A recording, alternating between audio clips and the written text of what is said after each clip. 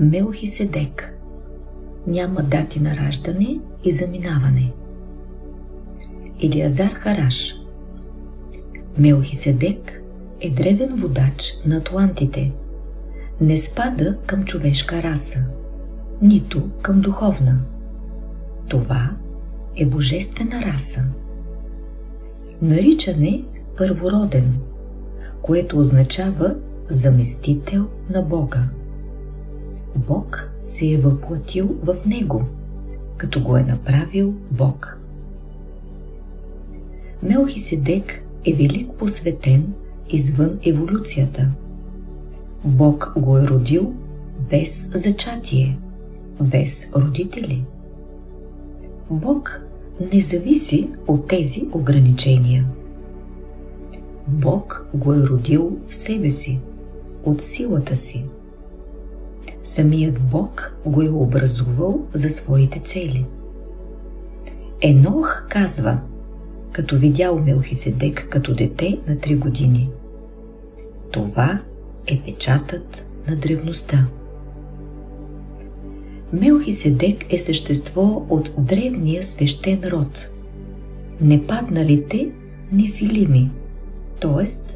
непадналите богове. Той е странен и мистичен спасител на човечеството, прадревен логос, абсолютно чисто слово. Бил учител на древния Тот. Той е бил главен ръководител и жрец в храма на Слънцето, в Салидон, столицата на Атлантида, а Техути, Тот или по-късно Хермес, е бил негов ученик. Мелхиседек има и друго име в Атлантида. Наречен е цар и жрец Атлант, царят на Атлантида. После слиза с друго име – Мелхиседек, царят на Агарта. Самият Бог и Мелхиседек я съхраняват.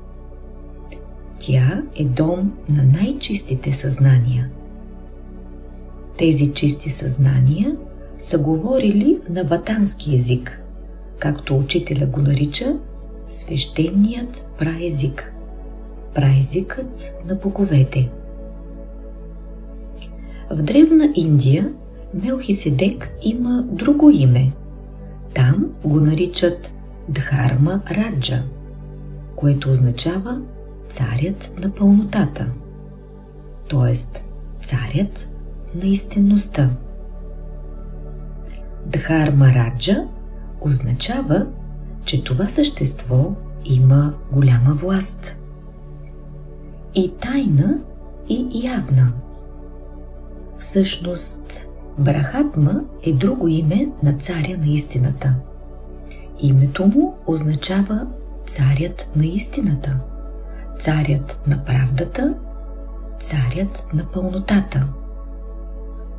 Брахатма е скритото му име. Явното му име е Мелхиседек. Мелхиседек има свещена власт, защото има право да разговаря непосредствено с Бога. Не с висши същества, не с богове, не с серафими даже или с ангели, а непосредствено с Бога. Той е връзката на земния план и небесния план чрез свещената първична традиция. Освен това, той служи не само на Бога, той служи и на абсолютния принцип, на абсолюта и на тайната в Бога, която е познал в голяма дълбочина. Тоест, той служи на началото. Вдъхновения от Мелхиседек. Който живее в истината, е по-дълбок от всяка цел. Божият глас е по-бърз от мига, превъзхожда мига. Само непостижимият трябва да се обожава. Родих се неизречимо и заживях несподелимо. Бог е тайнственият образовател на всичко. Никога не нарушавай безкраят в себе си. Безкраят в тебе ще преодолее световете. Когато се обръщал към древния, е казвал: води ме всякога към своята незнайност. Който търси скрития, ще го срещне явно и ще чуе тишината му. Не искай да го познаваш, искай само да му служиш.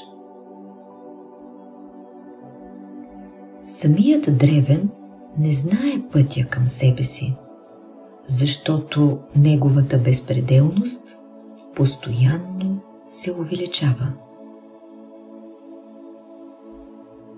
Когато древният избере някой, той му вдъхва нещо от своята тишина и тишината не може да го опише. За да говориш истината, Бог трябва да се е вселил в тебе, в твоя дух. Съвършеният е лишен от цветове. В дълбините те очаква неразбираемата яснота. Когато древният е потекал, всички източници са се зарадвали и всички извори са се усмихнали. Древността е мистерия отвъд живота. Тя не спада към вечността. Древността е запечатана с безмълвие. Древността е предчисто царство. Тук няма народи. Тук е древната працивилизация. Завърни се в себе си и тайната ще те погледне. Има тайно място, откъдето изхожда гласът на световете. Следвай неизвестното, следвай скритата истина и това ще те отведе в безкрая.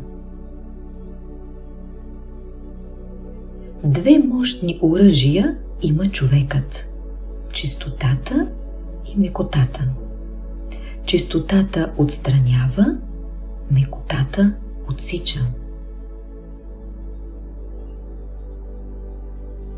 Пак угасва слънцето, преминава живота и нищо не се отнема от моята безпределност. Мъдрият не се взира в доброто, а в истината. Словата са дадени за истинска реч. Няма дар равен на бездната. Направи така, че в сърцето ти да заживее мъдрец, поне мъдрец. Всяко правилно решение е мъдрост, всяко неправилно решение е сътвореност. Прекрасен е пресъхналият извор. Той се е завърнал в свободата си. И накрая формула от Мелхиседек. О, Всевишний, ти, който си над бездната, ти, който си непроизносимото име, научи ме да живея в мистерията на Твоето сърце и направи ме подобие на Твоята безпределност. Поклон. Още веднъж. О, Всевишний, Ти, който си над бездната, Ти, който си непроизносимото име, научи ме да живея в мистерията на Твоето сърце и направи ме подобие на Твоята безпределност. Поклон.